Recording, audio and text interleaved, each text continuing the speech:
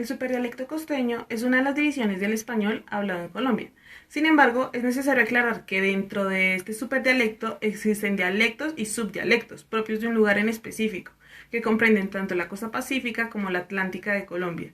Es por esto que es muy importante aclarar que las características que vamos a mencionar no son propias de todos los dialectos y subdialectos de la costa, pero sí hacen parte del superdialecto y de la categoría en general. Comenzaremos con el nivel fonológico. Es importante ir leyendo los ejemplos que presenta el texto y que citamos dentro de las diapositivas en color negro para que se entienda mucho mejor el fenómeno. Entonces, el primer fonema que nos presenta el autor es el alveolar fricativo sordo, es decir, la S.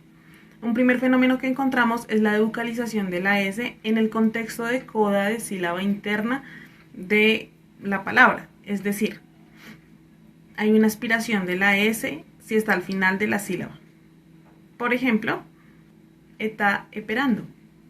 También vemos que se elide o elimina al final de la palabra. Por ejemplo, la de atrás. Otro rasgo fundamental es el ensordecimiento de la consonante que sigue después de la S debucalizada, como lo muestra el ejemplo. La asimilación de la S y la vibrante simple alveolar sonora, o sea la R, en contexto preconsonántico conduce a una secuencia consonántica geminada. Por ejemplo, boque, cobarde. La vibrante simple, o sea la R, se suele elidir en contexto final de palabra. Por ejemplo, mujer, goza. También existe una alternancia de la lateral alveolar sonora, o sea la L, y la vibrante simple. Por ejemplo, los sordau, árbol, personal. Y a veces se presentan casos de vocalización de la vibrante simple creando diptongos crecientes o triptongos. Por ejemplo, pueico, amoy. En algunas zonas se hace la velarización de la nasal alveolar sonora, o sea la N, como vemos en los ejemplos. El yeísmo tiende a presentar realizaciones debilitadas en fricativo palatar, por ejemplo, yuca.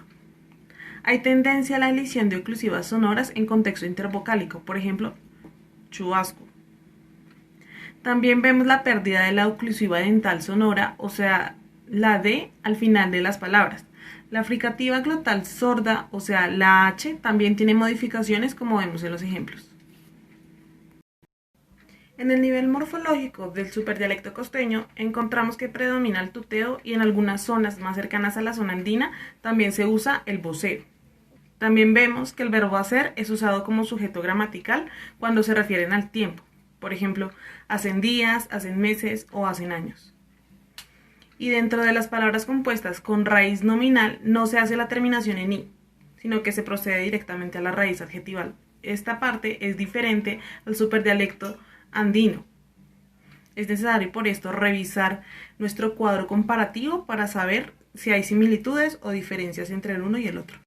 En el nivel sintáctico del superdialecto costeño vemos que hay construcciones conformadas por el auxiliar ser en subjuntivo combinado con un verbo en participio. Por ejemplo, si el oro fuera valido más hoy.